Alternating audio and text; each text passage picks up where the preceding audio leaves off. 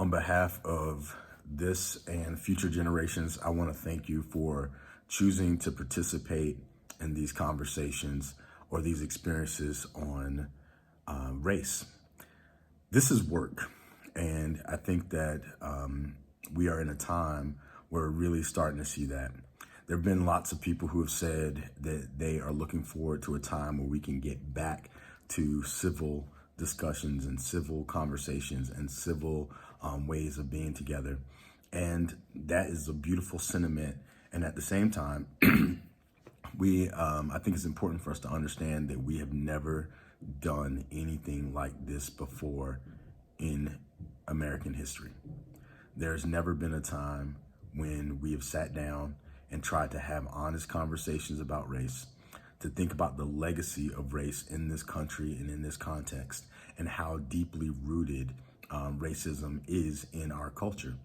And I know that it can be painful to think about it that way. It's painful when the foundation upon which things have been built gets shaky. It's a literal earthquake of our emotions, of our spirits, and of our bodies.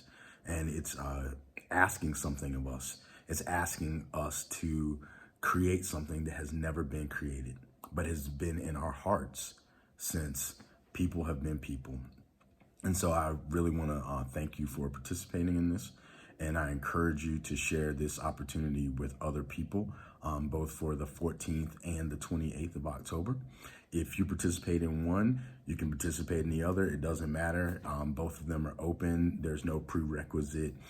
Ideally, you will have read So You Want to Talk About Race by Ijeoma Oluo. But if you have not, but you anticipate reading it, you're still welcome to participate in these conversations. And you do have to register for each one of them individually, and the links are in this email that you're receiving or that has been forwarded to you. I really just want to just take that time to let you know that we appreciate you. We appreciate the work that you're putting in for people of color, Black people, Indigenous people, those who have been living this your entire life. This is a time where we may be tired and we may be exhausted, but this may be the first time that we've ever really been able to deeply have these conversations. So I applaud you and thank you for continuing to engage in them. Because it is a conversation that needs to be had for the growth of our nation and of our communities. And if you identify as white, or you come from a place where you haven't had to think about race, no matter where you come from, I encourage you and thank you for participating in this conversation as well. Perhaps this may seem challenging, and maybe sometimes it may seem unnecessary, but the reality is that we can never be one nation until we are able to have these types of conversations and to discuss the foundation upon which we're built and the place that we want to go to together. And so I thank you for participating in this, encouraging a practice of being able to have these kinds of conversations, which if you develop these skills to be able to have this conversation, it translates into other challenging and difficult conversations that may need to be had in your life. So it's not just a one and done. There's intersectionality here.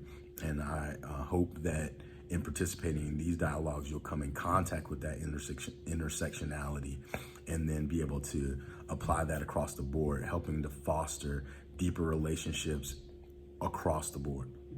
So again, thank you for being a part of this foundational conversation. And I hope that you're encouraged by it. And if you have any questions, please feel free to reach out to me. Thank you.